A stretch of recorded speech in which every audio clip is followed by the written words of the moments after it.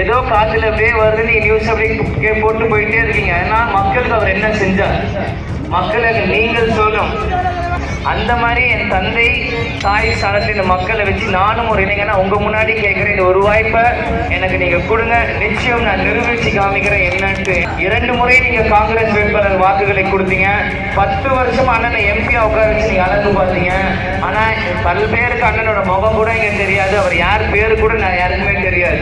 Captain மறைந்ததுக்கு அப்புறம் எல்லாருமே captain இல்லையேன்ற வருத்தப்படுறீங்க. இருக்கிறப்போ அவரை யாருமே அந்த அளவுக்கு பெருசா இல்லை, எல்லாருக்கும் பிடிக்கும். ஆனா இந்த நேரத்தில் அவர் இல்லைன்னு அவ்வளவு வருத்தப்படுறீங்க. புரட்சி தலைவர் மறைவு, புரட்சி தலைவர் அம்மா மறைவுக்கு அப்புறம் எனக்கு பெருசா பேசப்படுறது கேப்டனோட மறைவு தான். அதனால அப்படிப்பட்ட ஒரு லட்சிய கூட்டணி, இந்த கூட்டணி மக்களோட கூட்டணி. யூடியூப் ரீல்ஸ் அதில் பட்டு உணர்ச்சி வசப்பட்டு தயவு செஞ்சு ஏதோ கட்சிக்கு போட்டுறாதீங்க. 18 வயசுல ஈஸியா டிக்கெட் பண்ணிட்டு போயிட்டே இருப்பாங்க. ஒரு 10 வருஷத்துக்கு அப்புறம் நீங்க வேலை பார்க்க முடிஞ்சு நிற்கும் போதுதான் உங்களுக்கு அந்த கஷ்டம் புரியும். இந்த தொகுதியில எய்ம்ஸ் மருத்துவமனை வரணும். நான் ஆர்கிடெக்ட், நான் படிச்சிருக்கேன். கட்ட முடியலன்னா நான் டிசைன் பண்ணி நான் கூட ஒரு பில்டிங் கட்டி தர தயாரா. அது ஃப்ரீயா பேஷன் பிளஸ் ப்ரொஃபஷன் சேர்ந்துட்டே இருக்கிறது வேலையை முடிச்சுட்டு போயிடறனால மக்கள் நீங்கள் சிந்திக்கணும் எல்லாருமே.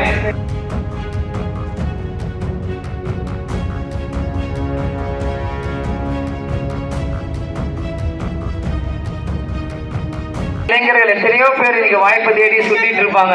அம்மா எனக்கு அங்க போயிட்டு வாய்ப்பு கிடைக்கல, நான் ஏங்கிட்டு இருக்கேன் எல்லாமே கேட்டுட்டு இருப்பாங்க. அந்த மாதிரி என் தந்தை தாய் ஸ்தானத்தில் இந்த மக்களை வச்சு நானும் ஒரு இளைஞனா உங்க முன்னாடி கேட்கிறேன், இந்த ஒரு வாய்ப்பை எனக்கு நீங்க கொடுங்க. நிச்சயம் நான் நிரூபிச்சு காமிக்கிறேன் என்னன்ட்டு. ஏன்னா வாய்ப்பு கொடுத்தாதான் உங்களுக்கு தெரியும் என்ன நாங்க பண்ணுவோம். ஏன்னா 2 முறை நீங்க காங்கிரஸ் வேட்பாளர் வாக்குகளை கொடுத்தீங்க. 10 வருஷம் அண்ணனை எம்பியா உட்கார வச்சு நீங்க அழகு பார்த்தீங்க. ஆனா பல்வேறுக்கு அண்ணனோட முகம் கூட இங்க தெரியாது, அவர் யார் பேரு கூட நான் யாருக்குமே தெரியாது. ஏதோ காத்துல அப்படியே வருது, நீங்க நியூஸ் அப்படியே போட்டு போயிட்டே இருக்கீங்க. ஏன்னா மக்களுக்கு அவர் என்ன செஞ்சார், மக்களுக்கு நீங்கள் சொல்லும். புரட்சி தலைவர் வழியில் வந்தவர் புரட்சி கலைஞர் விஜயகாந்த். இந்த 2 தலைவர்களுமே தன் சொந்த பணத்தை மக்களுக்கு செலவு செஞ்ச தலைவர்கள். அவங்க வழியில் வந்தவங்க நீங்க அஇஅதிமுக தேமுதிக கட்சியை சார்ந்த தொண்டர்களும் நிர்வாகிகளும் நாங்களும். இன்னைக்கு கேப்டன் மகன் நானாக டைரக்டா வேட்பாளராக இருக்கும்போது கண்டிப்பா ஒண்ணு சொல்லுவாங்க, புலி 8 அடி பாஞ்சா குட்டி 16 அடி பாயம்பாங்க. நான் ஆணவத்துல பேசுறேன். நிச்சயமா எங்க அப்பாவோட ஆசை நிறைவேற்றுறதுக்கு நான் 16 32 அடி கூட பாயறதுக்கு தயாரா நான் இருக்கிறேன். ஆனா அது வாய்ப்பு கொடுத்தாதான் நான் நிரூபிக்க முடியும்.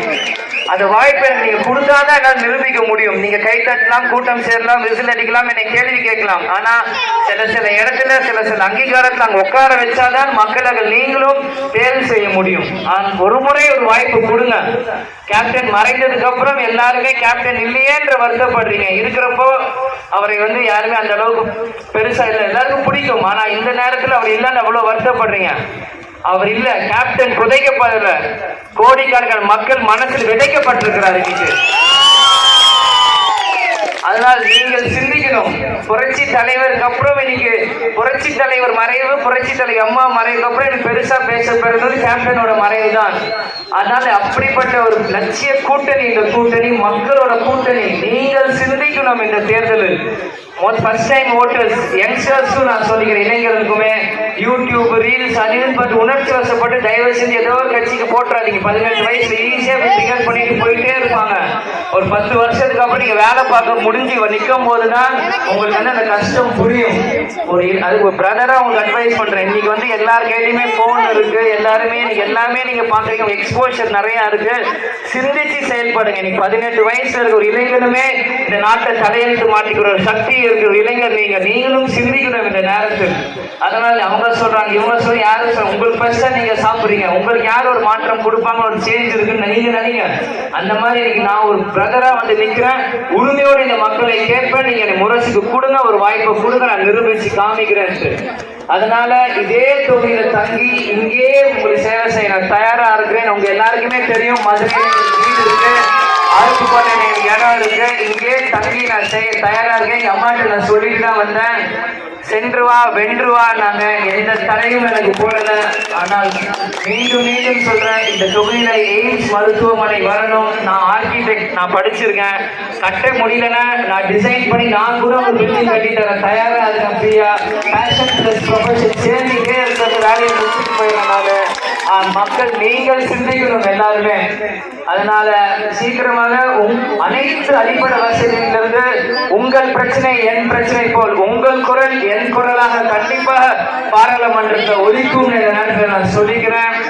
அதனால ஏதோ வந்தேன் போனேன் பேசினேன் மட்டும் தயவு செஞ்சு யாரும் நினைக்காதீங்க. ஏன் இதை சொல்றேன்னா, துளசி கூட வாசம் மாறினாலும் மாறும், ஆனா தவசி கூட வாசம் மாற மாட்டான். சொன்னதுதான் நிச்சயம் அவங்களுக்காக உழைக்க சேவை செய்ய தயாரா இருக்கிறேன். இது போன்ற செய்திகளை மேலும் தெரிந்து கொள்ள எங்களது யூடியூப், ஃபேஸ்புக் மற்றும் ட்விட்டர் ஆப்களை சப்ஸ்கிரைப் செய்யவும்.